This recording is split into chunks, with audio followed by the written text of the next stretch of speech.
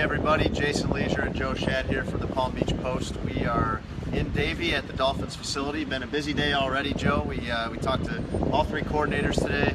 Been out at practice. We spoke with Mike Pouncey, who you guys probably haven't heard from in a while. We're outside today. We don't have our usual spot, so we apologize if there are any noise or lighting issues or anything like that, but we're happy to have you guys with us, and we'll take any questions or comments you guys have. We'll try to incorporate those into the show. You hear the airplanes flying over our head, Joe. We're right by Fort Lauderdale Airport. But let's start with Mike Pouncey. We talked to him. He's on injured reserve. We know he's out for the year. He didn't really want to be out for the year. What did you get out of the conversation we had with Mike today? Yeah, so Mike Pouncey pushed back on the idea of going on injured reserve. He wanted to play this year. I asked Mike about the idea that the Dolphins might have a playoff game this year and that he would not participate. And he used the word nightmare to describe what that would be like for him. Of course, he said he hopes it's a nightmare that comes true. Mike Pouncey said that doctors did tell him, look, you could play this week and play 6 or 7 years, no problem, or you could re-injure it. So this was a decision made by head coach Ajayi and the Dolphins administration, looking forward to Mike Pouncey's longevity. Speaking of that longevity, Pouncey said he does not believe this is a career-threatening injury. He believes he will be ready to go next season. In fact, he thinks he could even play in the Pro Bowl.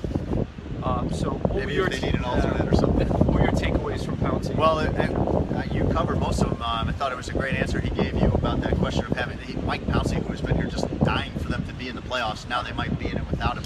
How tough that would be for him. But he says he is rooting for that. He said, bring that on. He'll deal with that nightmare. As you said, he could play a game now. He's physically able to play in a game now. This is more of a longevity concern. And then the other point being that he won't miss, not only will he not expect to miss any part of next season, but he won't miss the offseason program as well. One thing Mike Pouncey did say is he thinks he came back too quickly, which was an interesting remark. In October, yeah, well, the first sitting out. Yeah. So, you know, I'm trying to remember here because there have been so many Mike Pouncey injuries. He has an injury that causes him to miss the beginning of the season. And there's this thought that perhaps he might not have been fully healed. So he rushes back, plays 5 games. Perhaps it would have been better if he had not played in those games. That was the idea I got from Pouncey. Yeah, he played well, but you know, I think the Dolphins in general have taken a cautious approach with most all injuries this year. Xavier Howard and Cam Wake, yeah. Jordan Cameron.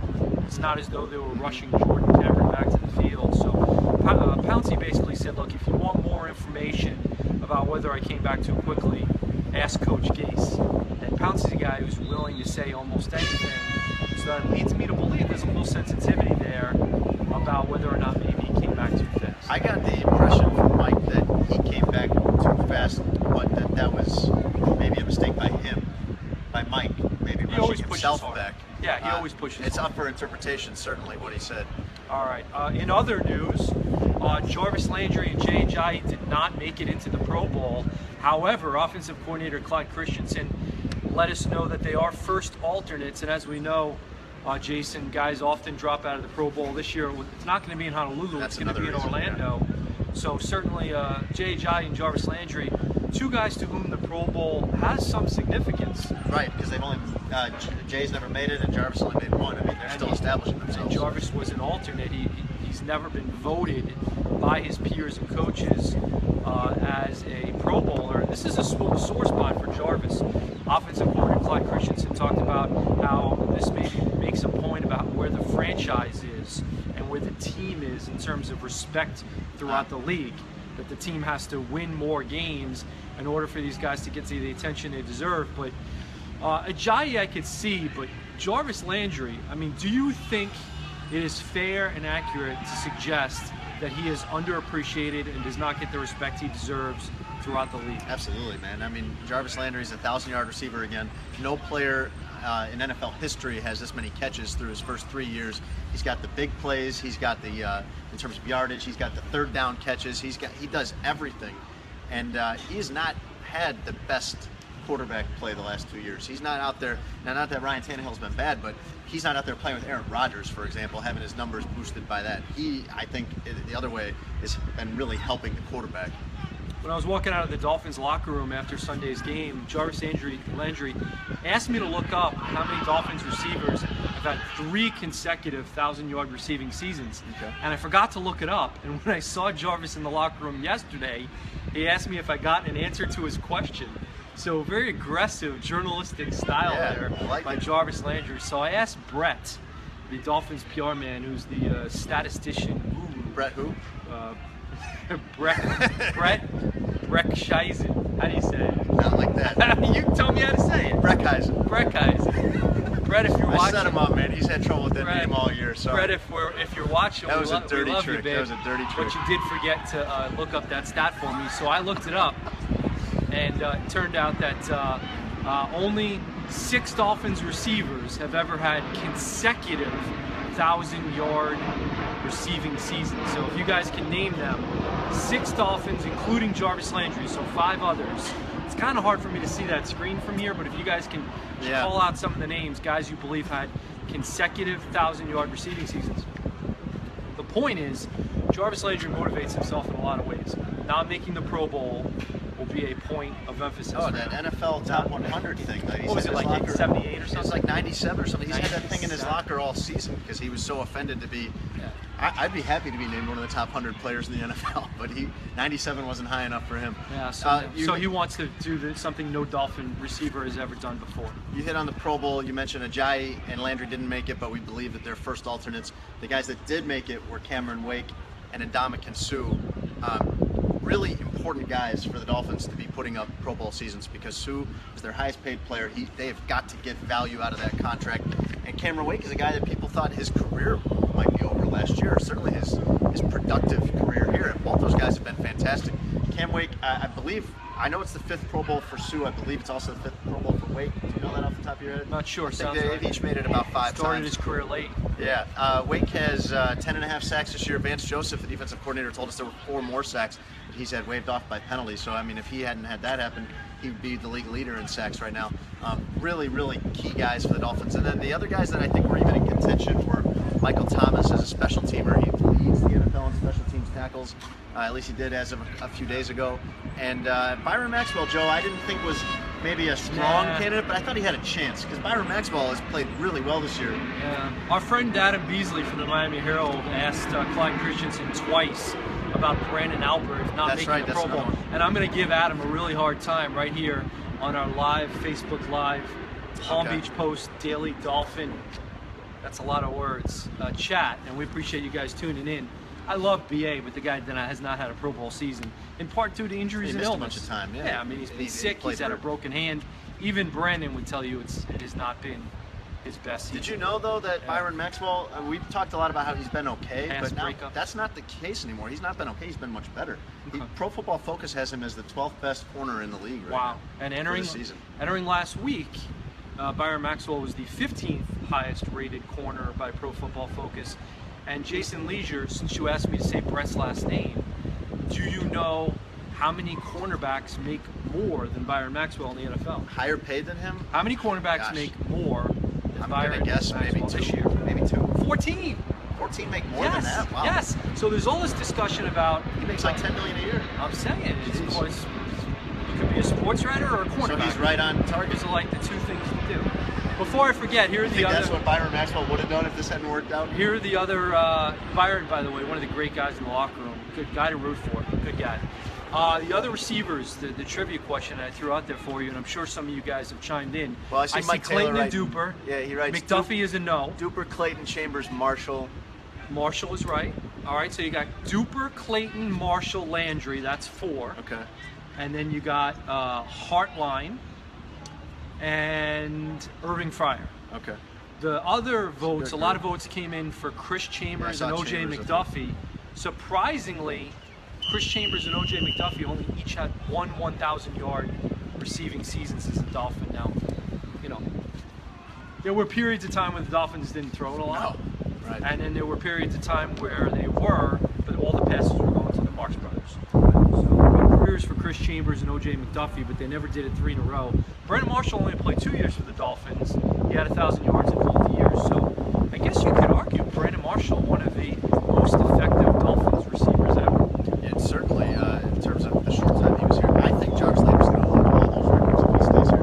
And the question may come up next year because he'll go into the last year of his contract. There could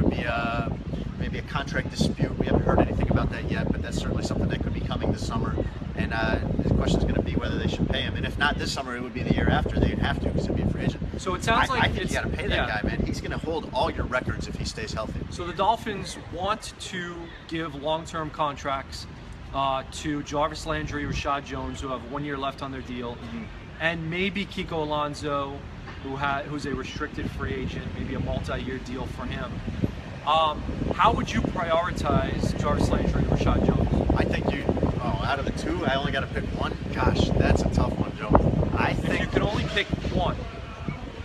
I think they're hurting more without Landry. I think they need Landry to help everything in the offense go. I think you saw Matt Moore counting on him the other day. We talked about this last week. Landry, I think we talked about it at the game on Saturday. Landry's got this ability to give you these low-risk, high-reward throws where you're not really taking any chance dumping it off to him for 5 yards and you can turn it into 60 yards. So I had a cool stat on Twitter a short time ago. If you follow me on, yeah, I should answer that too. By the way, let us know who do you need more out of? Who do you have to have if you can only pick one, Landry or Jones? It's really amazing what the Dolphins have done since Rashad Jones got injured. A 1-4 start, and Rashad Jones, was thought to be the most important player in the Dolphins defense. Certainly one of the most important players on the Dolphins. So I hate to say this, but when it comes to negotiating, that could be one of the things that's brought up. What would you pick? We won big without you. I think Jarvis Landry is younger. He's younger. A little bit.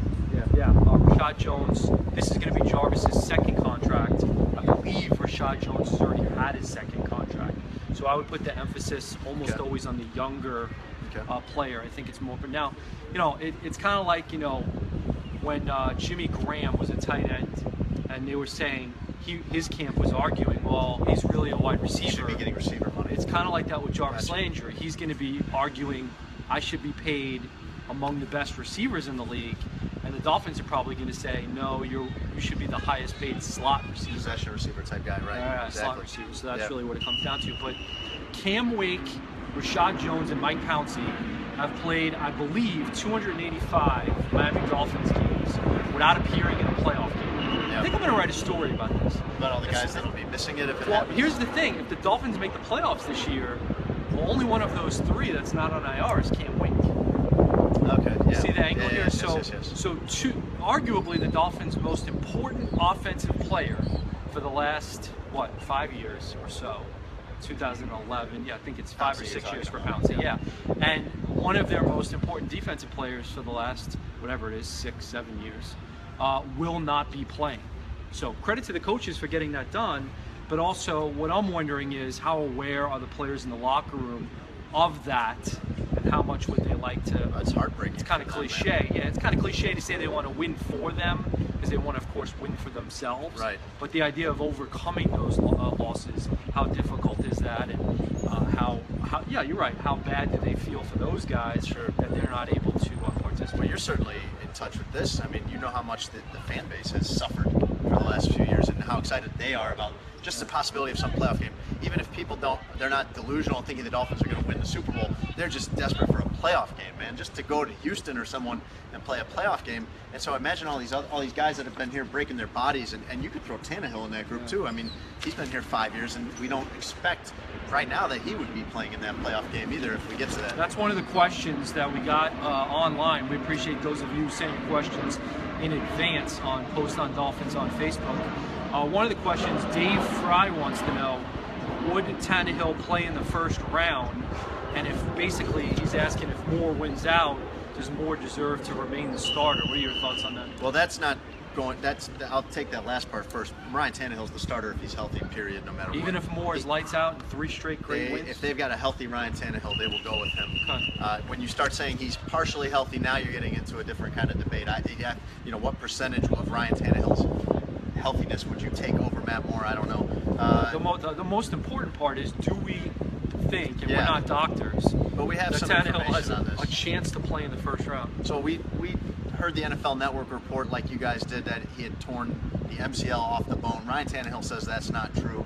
We have no way to know whether that's true or not, unless we get in there and do some examination or something like that, which we're not privy to. So Ryan Tannehill is holding out hope that he can play. And he's on the roster. But we also have seen him in this full leg cast. That doesn't look good. I think, Joe, the most telling thing to me is that the Dolphins haven't put him on injured reserve, because they if they knew he wasn't going to play, they would be eager to get somebody else on this roster, not necessarily a quarterback, but at another position, just to have as many healthy bodies as you can. I don't think they take that lightly, the idea of that they're costing themselves a roster spot here by keeping Tannehill available. He doesn't look like, when you see him walking around in a full leg cast, like he's going to be back at all this season, even for the playoffs. But they have more information, they have the medical diagnosis, and they may not be telling the truth, but I think that their roster move or lack of a roster move kind of speaks for them. I agree with you, but let's also think about this. Let's say the Dolphins think there's a 18% chance that Ryan Tannehill will be available for the playoff game. An 18% chance. Not very likely, and that may very well be the number. I'm just pulling that out of a hat. Oddly specific. Well, let's just say let's say the odds are less than 20%. Okay. All right. So my point is, I would still keep Ryan Tannehill on the active roster in that scenario for several reasons.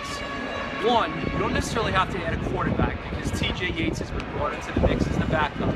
If something were to happen to Matt Moore or T.J. Yates, you can add Brandon Marshall from the practice. Brandon Doughty. Brandon Doughty. Thank you. I had Brandon Marshall on the brain still. Onto the active roster. So the Dolphins aren't necessarily desperate to add a quarterback. And when you look at, is it worth it to keep him around for that 18% chance? I think yes. I think so. Which is why I think we shouldn't overread into the idea that he hasn't yet been EIR. Keep in mind, the Dolphins kept Mike Pouncey around for a while before deciding him to place on IR. And I'm trying to think, there might have been another guy. Was there another guy who was kind of kept around before he was shelved? Jordan Cameron. Yeah, the Dolphins didn't shut down Jordan Cameron. And this is your starting quarterback.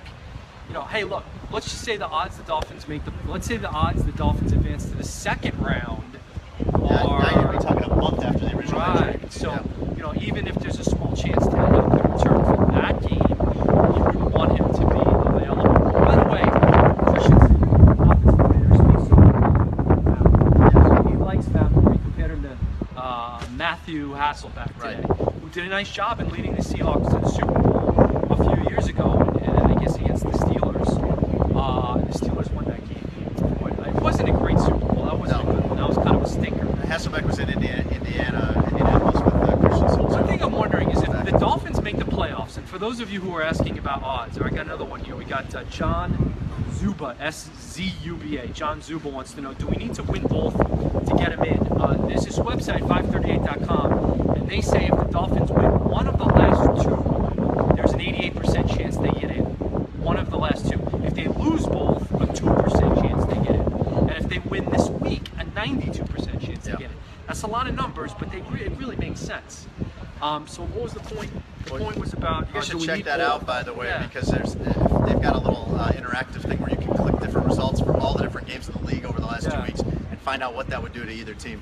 But they wanted to know the chances of making the playoffs. Do we need both? Well, the question from John is, do we need both together? So no. What do you think, though? What do you think? What do I think? In all likelihood? I don't think because the Broncos have the Chiefs and Raiders. Yeah. Now, if the Broncos lose both and the Dolphins lose both, the Dolphins can still get in. They can lose both and still get in. They can still get in. And in that case, you get some other complicating factors. You need upsets to happen involving like the Steelers, Titans, Ravens, and Texans. Well, the one scenario where they don't need help is win them both. Then that's it. Right. You win and you're in. And the next scenario, the next best scenario for the Dolphins, where they would only need a little bit of help, would be if they beat Buffalo and then Denver loses this Sunday night at Kansas City. That's what I think will happen, Joe. I think the Dolphins will win this game in Buffalo, and I think Denver will lose on Christmas night. And at the end of the day, Christmas, the Dolphins will have a playoff spot secured, and it wouldn't matter what happens in the final game of the year. I should know that, by the way, and our viewers might not know it since I don't know it. The Chiefs versus Broncos game is Christmas? It's Christmas night. Wow. It's at the end of the night, Christmas. Wow. Yeah. Talk about a Christmas present possibly for Adam Gase. I mean, I hate to say this, but if the Dolphins win and the Broncos lose and the Dolphins clinch, you could possibly shut down some guys for the last game. Yeah, definitely. I mean, I don't know if you would. I don't think you'd shut down like Matt Moore's the one that needs the helps right now. Albert, some guys are banged up. Absolutely. Jenkins, Maxwell. Yeah. That would be a really interesting scenario. You mentioned some of the injured guys. Let's talk about what we saw out in practice this afternoon. The Dolphins are still practicing, actually, right behind us. We're sitting right outside their practice field. Not really supposed to be here. I can't see anything, I'm trying to watch the reflection there, but I'm not seeing it. Jelani Jenkins, the linebacker, he's got the knee problem.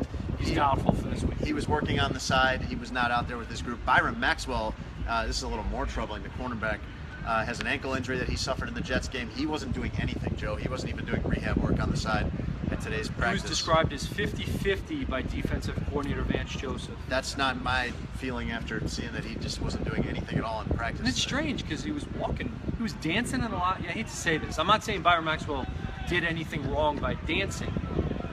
My point is, he did not appear seriously injured during the game. And he was dancing in the locker room, which is a positive from my estimation. But you're right, he didn't do anything at practice, and that's more important. Well, it was cold out there for one, and sometimes those things swell up overnight, especially when you get back into the warmth of the indoors. And then the other thing I noticed out at practice, Joe, was that they have not said definitively that Craig Urbick is their starting center going forward. He did start in place of Anthony Steen last week, but Urbick was... I was right last week, by the way. Yes, you were. Yes, you were. You didn't think Urbick was necessarily going to take over the position. I don't remember if I said either way, really. I know I didn't declare one or the other, and you were very insistent. You were right. I thought Craig Urbick was going to start, and he did. I don't think I had a strong enough position on it to be wrong, but you were right. Well, I asked Coach Gase on a Monday. I asked Coach Christensen on a Wednesday. I asked Craig Urbick on a Wednesday.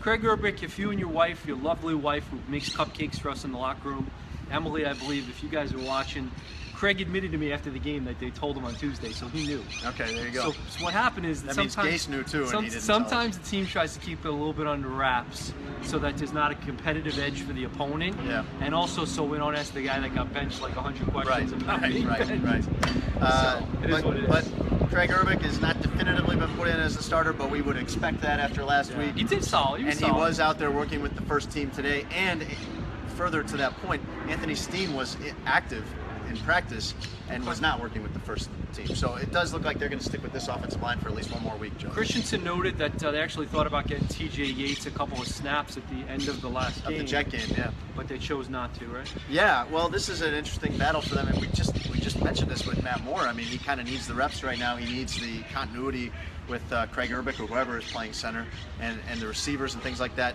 You can't take away his snaps and give them to T.J. Yates to try to get T.J. Yates ready. But it's on their minds. I would watch for it this week, and I would certainly watch for it in Week 17 if it looks like the Dolphins are headed to the playoffs, that they would want to get Yates some snaps so that if he's needed, it wouldn't be just throwing him out there with no experience. Got another question here from Post on Dolphins on Facebook. Thank you, Robin Blakeman, for sending in your question in advance. And your question is a good one. How do our men prepare for the cold weather, and does that affect play calling? Now, Jason, I was very concerned about the weather last week. Yeah. I wrote a big story for you about or for it. The players? I thought I was going to be cold, having been down here in Florida now for a little while and having record-breaking highs. Today's the first day of winter, by the way. Happy winter. Thank you. Did you know today was the first day of winter? No, I probably didn't. You have to watch the local news, Jason, and they fill you in on these things. First day of winter, 80 degrees, record highs, supposed to be in the 70s, but it's not going to be in the 70s in Buffalo. The good news is, I don't think a lot of snow expected. It's not going to be horrible. It's going to be like in the 30 area, 30 range, which is about what it was in New York. So it really wasn't a problem. Dolphins players had told me that they were hoping they would have heaters, that they had their packs they were going to have in their hands and their feet, that they were going to put Vaseline on their arms. I don't know who puts Vaseline on their arms, but apparently it's a thing football players do to try to keep warm.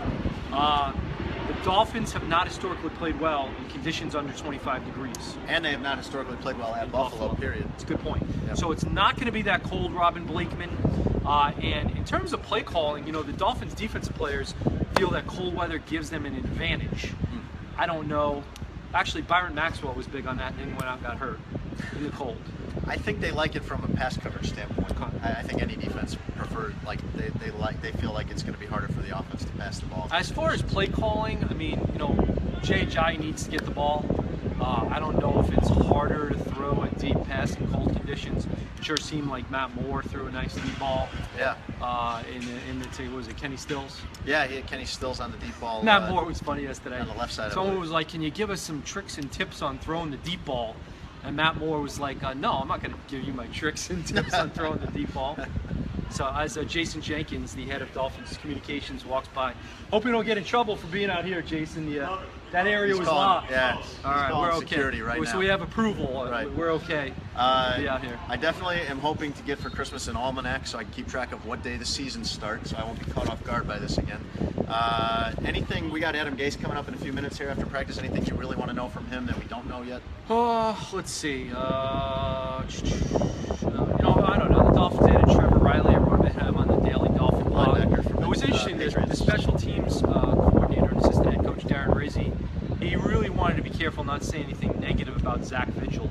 I think he's a guy who liked Zach Vigil. So he sort of said, well, I'm going to give you more about Trevor Riley and what we think he can do well. Riley's a guy who is a little bit bigger, a little bit thicker, and I don't know if Vigil necessarily rebounded from his off-season injuries as well. But I don't know, anything you got in particular? I'd like to know how, this is not like a really pressing news question, but I'd like to know how Adam Gase feels about just his linebackers and corners. They seem to have so much more depth at those positions than we ever thought. We thought those would be real weak spots this year. The linebackers have been fine, they've been solid, and the cornerbacks have been just way better than I expected. Mike Taylor wants to know, should Adam Gase be NFL Coach of the Year? He should definitely get votes. If the Dolphins finish this season 11-5, can you imagine? Yeah. If the Dolphins finish 11-5, Gase should get the award ahead of guys like Andy Reid and Jason Garrett. And Jack Del Rio was a good one. What do you think? 11-5, he gets in, or you like someone else better? I'd give it to him for sure. I think he's going to be a strong candidate, even if they were to finish 9-7. I think he's going to be a strong candidate. But 11-5, absolutely. Not only is 11-5 such such an overachievement from what people thought coming into the season, Joe, but to get to 11-5 from 1-4, that is a really, really good coaching job. Thanks so much for tuning in today. I know you have other Miami Dolphins viewing choices. Did you know there was another show going on? I don't pay attention to anything other than what we do, man. Well, I think we got bigger ratings than our opponent. That's right. That's really all that matters. We win big at the Palm Beach Post and on Daily Dolphin, and it's thanks to you guys. Thanks for tuning in. Thanks for giving us comments. Thanks for liking the post on Dolphins on Facebook. Thanks for tweeting at us, and more than anything, thanks for reading our stories, both in print and on the Daily Dolphin website. Yeah, these are fun. We enjoy doing these. We enjoy interacting with you guys, and hopefully giving you guys all the information and behind-the-scenes stuff that you want. So next time we see you, we'll be pre-game in Buffalo, Christmas Eve, man. Christmas Eve. Do people get off Christmas Eve? Well, it's a Saturday this year, so thank goodness. I think usually they don't, but it's a Saturday this year. So. Thanks, Charlie. See ya.